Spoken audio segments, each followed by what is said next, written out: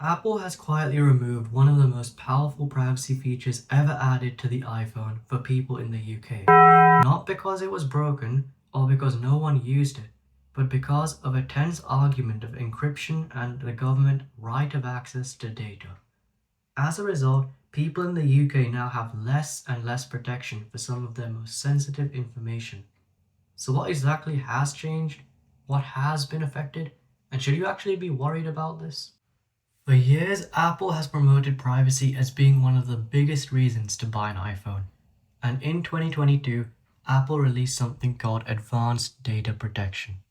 At first glance, it sounds like another boring setting, but it's actually one of the most significant privacy features Apple has ever built. Advanced Data Protection has given the users the option to use end-to-end encryption for much more of their iCloud data. That meant only you had the keys, not Apple, not the government, or anyone else.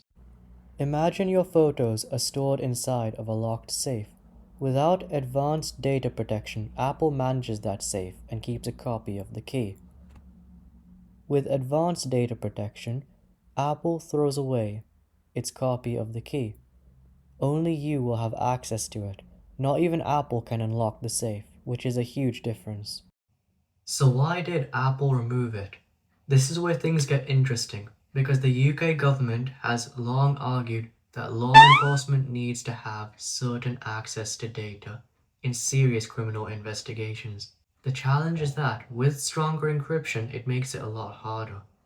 And according to reports, UK authorities have wanted a much more access to encrypted cloud data under the powers granted through new UK surveillance law. So Apple's response was quite simple. If they were asked to weaken encryption, they were not going to build a backdoor. Instead, Apple stopped offering advanced data protection to users in the UK altogether. So rather than creating a special version of encryption that governments could access, Apple chose to remove the feature entirely from the UK market. Out of everything on that list, iCloud backups are probably the most important. Think about what's inside a modern smartphone backup. We got photos, messages, app data, device settings, documents, and potentially years of your digital life. When advanced data protection was enabled, Apple couldn't decrypt those backups. Now, for UK users who don't have access to ADP, that protection is all gone. This doesn't mean Apple is reading your data.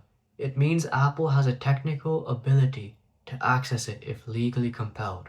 This is where things get a bit controversial, as some people will say, I have nothing to hide, I'm innocent.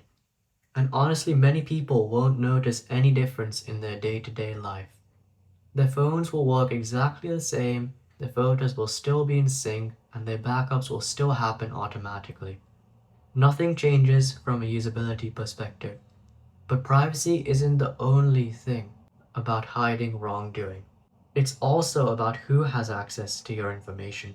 The second group argues that once a company can access your data, there is always the possibility that governments, hackers, or future policy changes could affect that access. Now, the really important question isn't actually about Apple, it's about the whole concept of encryption itself. Governments all around the world want tools to investigate serious crimes. Tech companies argue that weakening encryption for one purpose weakens it for everyone. Because once a backdoor is available, the challenges become controlling it and who can use it.